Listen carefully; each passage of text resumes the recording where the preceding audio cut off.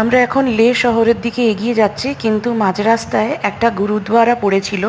তো গুরুদ্বারাতে নামলাম। এখানে দেখুন প্রসাদ পাওয়া যাচ্ছে, আর গরম গরম চা, একদম মালাই চাও পাওয়া যাচ্ছে। কিন্তু এটা মানে সেলফ হেল্পই করতে হবে, মানে নিজেদেরটা নিজেদেরকেই মানে সার্ভ করে নিতে হবে। কিন্তু কোনো কেওস নেই, এত ভিড় এত রাশ, কিন্তু কোনো মানে প্রবলেমই হয়নি। এবার চলুন গুরুদুয়ারের ভেতরে যাওয়া যাক।